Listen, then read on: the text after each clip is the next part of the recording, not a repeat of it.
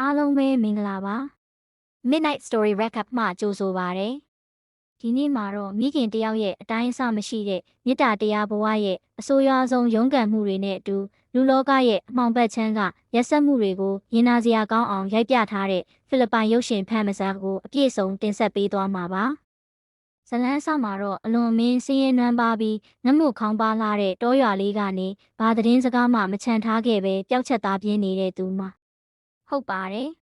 သူမကတော့မိခင်ငယ်လေးလိုင်နက်ပဲဖြစ်ပါတယ်။လိုင်နက်ဟာမနီလာမြို့ကြီးစီရောက်နေပြီးအဆက်အသွယ်ပြတ်နေတဲ့သူမရဲ့ယောက်ျားကိုလိုက်ရှာဖို့အတွက်ကလေးလေးကိုချီပြီးရွာကနေတိတ်တဆိတ်ထွက်ခွာလာခဲ့တာပါ။ဒါပေမဲ့ရင်နာစရာကောင်းတာကသူမမှာမနီလာမြို့ကိုသွားဖို့တင်မောလက်မှတ်ဝယ်ဖို့နေသားသားလမ်းခီးမှာကလေးအတွက်ရေနဲ့စားတောက်ဖို့တောင်ပတ်စံတပြားတစ်ချက်မှပြည့်ပြည့်စုံစုံရှိမနေရှာပါဘူး။သူမရဲ့စိတ်ထဲမှာတော့မနီလာကိုရောက်လို့အဲ့ဒီအမျိုးသားနဲ့သာတွေ့ရင်ဒီဒုက္ခတွေကနေလွတ်မြောက်လိမ့်မယ်လို့ယုံကြည်နေပါတယ်။သူမမှာခရီးစရိတ်ဖမ်းမစံတပြားမှမရှိတဲ့အတွက်ကလေးရဲ့အနာဂတ်အတွက်ပဲစွန့်စားပြီးတင်မောကြီးပေါ်ကိုတိတ်တဆိတ်ခိုးတက်ခဲ့ရပါတယ်။တင်မောပေါ်ကလူအုပ်ကြီးကြားထဲမှာကလေးငိုတန်ထွက်လာမှာကိုစိုးရိမ်ပြီးကြောက်ကြောက်လန့်လန့်နဲ့ထောင်တနေရာမှာပုန်းကွယ်နေခဲ့ရတာပါ။ဒါပေမဲ့ကန်ဆိုးကျင်တော့တင်မောခရီးစဉ်ထွက်ခွာလာပြီးနောက်လက်မှတ်တွေကိုတင်းတင်းကြပ်ကြပ်စစ်ဆေးတဲ့အချိန်မှာတင်မောရဲ့လုံခြုံရေးဝန်ထမ်း၃ဦးကလိုင်နက်ကိုမိသွားပါတော့တယ်။သူတို့ဟာလိုင်နက်ကိုရဲလက်အပ်မယ်တင်မောပေါ်ကနေနှင်ထုတ်မယ်လို့ချင်းချောက်ပြီးအကူအညီမဲ့နေတဲ့လိုင်နက်ရဲ့အားနည်းချက်ကိုမယိုးသားတဲ့စိတ်နဲ့အခွင့်အရေးယူဖို့စ조사ကြပါတယ်။ဒီကျင့်ပြတ်ဝန်ထမ်း၃ဦးဟာလိုင်နက်ကိုအခန်းပိတ်ပြီးသူမရဲ့ခန္ဓာကိုယ်ကိုအလှည့်ကျစီးကြော်အမျက်ထုတ်ခဲ့ကြပြီးနောက်ကပတိန်ကိုဆက်တကြပါတဲ့လိုင်နက်ခတ်များကလေးနဲ့အတူခရီးဆုံးအထိရောက်သွားနိုင်ဖို့အတွက်မိမိရဲ့ဂုဏ်သိက္ခာကိုယင်းပြီးပထမဆုံးအကြိမ်ခါတီးလာတဲ့ကာမပေးဆက်မှုကိုရင်နာစွာကြိတ်မိလက်ခံခဲ့ရရှာပါတယ်။တင်မောကြီးမနီလာမြို့ကိုဆိုက်ရောက်လာတဲ့အခါမှာလဲလိုင်နက်ရဲ့ငရဲကန်းဒုက္ခတွေကပြီးဆုံးသွားခြင်းမရှိသေးပါဘူး။လူဦးရေထူထပ်ပြီးရှုပ်ထွေးလွန်းလာတဲ့မြို့ကြီးပြကြီးမှာအတိအကျွမ်းလဲမရှိဘယ်ကိုသွားရမှန်းလဲမသိတဲ့သူမဟာကလေးကိုရင်ခွင်ပိုက်ပြီးလမ်းဘေးမှာအားကိုးရမဲ့စွာထိုင်နေခဲ့ရပါတယ်။ဒီအချိန်မှာလူဆိုတာအမြဲတမ်းသူတို့လိုချင်တာတစ်ခုခုရှိလို့သာကူညီခြင်းအောင်ဆောင်တက်ကြတယ်ဆိုတဲ့စကားရဲ့အနှစ်သာရအတိုင်းလမ်းဘေးကအခွင့်အရေးသမားအမျိုးသားတစ်ယောက်ကစကားပေါ်မှာသူမကိုကူညီမယ်ဆိုပြီးဟန်ဆောင်ကောင်းကောင်းနဲ့ချင်းကပ်လာပါတယ်။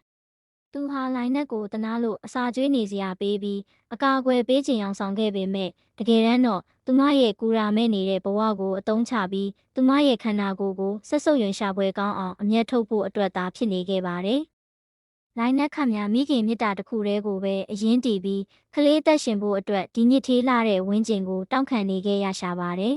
။မျောလင်းချက်အားလုံးပျက်စီးသွားပြီးအချိန်မှာတော့လိုင်နက်ဟာနောက်ထပ်အားနွယ်ပြီးငိုကြွေးနေမဲ့မိမတစ်ယောက်မဟုတ်တော့ပါဘူး။သူမရဲ့ရင်ထဲမှာလူလောကကြီးအပေါ်နာကျည်းချက်တွေအထွတ်ထိပ်ရောက်သွားပြီးသူမရဲ့ကလေးနဲ့မိမိတိတ်ခါကိုနင်းချပြီးကောင်းမငါတရားယူခဲ့တဲ့ကောင်တွေကိုသွေးအေးအေးနဲ့ကလေးစားချေဖို့စတင်ကြံစီပါတော့တယ်။သူမဟာသူမရဲ့ခန္ဓာကိုယ်ကိုအနိုင်ကျင့်ခဲ့တဲ့အကျင့်ပြတ်တင်မောဝန်ထမ်း၃ဦးရဲ့နှင့်တင်မောကပတိန်ကိုကတင်မောဘော်ကအဖွားပေးတဲ့ဆေးနဲ့အစိတ်ခတ်သက်ပစ်လိုက်ပါတော့တယ်။ဒါရင်မကသေးပါဘူး။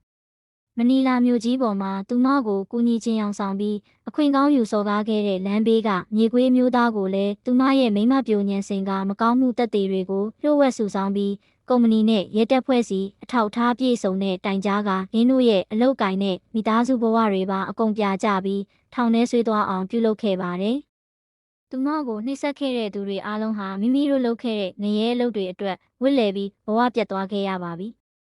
ဇကားရဲ့နာမည်ဖြစ်တဲ့ခရိစရိတ်ဖန်မဆန်ဆိုတာရိုးရိုးပတ်စံအနေငယ်ကိုတင်ဆိုလိုတာမဟုတ်ပဲခရီးတစ်ခုအတွက်ဘဝတစ်ခုလုံးနဲ့မိခင်တယောက်ရဲ့အိမ်နေတိတ်ခါကိုပါပေးဆက်လိုက်ရတဲ့တန်ဖိုးကြီးမားလာတဲ့နာကျင်မှုတွေကိုရည်ညွှန်းနေတာဖြစ်ပါတယ်။လိုင်နက်ဟာသူမကိုဒုက္ခပေးခဲ့တဲ့သူတွေကိုထိုက်တန်တဲ့အပြစ်ဒဏ်တွေပြန်လည်ပေးဆက်ကလည်းစားချေပြီးတဲ့နောက်ဆုံးမှာတော့ဘသူကိုမှဘယ်ယောက်ျားကိုမှအာမကိုတော့ပဲမိမိရဲ့ကလေးလေးကိုသာရင်ခွင်နဲ့တင်းတင်းပွေ့ပိုက်ပြီးမျက်ရည်တွေကြားကနေဘဝကိုတယောက်တည်းရဲရဲဝံ့ဝံ့ဆက်လက်ရုန်းကန်ဖို့လမ်းမကြီးပေါ်ထွက်ခွာလာခဲ့ပါတော့တယ်။ပရိသတ်ကြီးလည်းဒီမိခင်တယောက်ရဲ့ခါသီးလာတဲ့ဘဝတိုက်ပွဲနဲ့တုံလို့စရာကလေးစားချေမှုအပေါ်ဘာတွေတွေးတော့မိလဲဆိုတာကွန်မန့်မှာမျှဝေပေးခဲ့ကြပါဦး။ Midnight Story Recap ကိုအစကနေအဆုံးထိစိတ်ရှည်လက်ရှည်ကြည့်ရှုပေးခဲ့ကြတဲ့အတွက်အားလုံးကိုကျေးဇူးတင်ပါတယ်ရှင်ကြိုက်နှစ်သက်တယ်ဆိုရင် like and subscribe လုပ်ပေးပါရှင်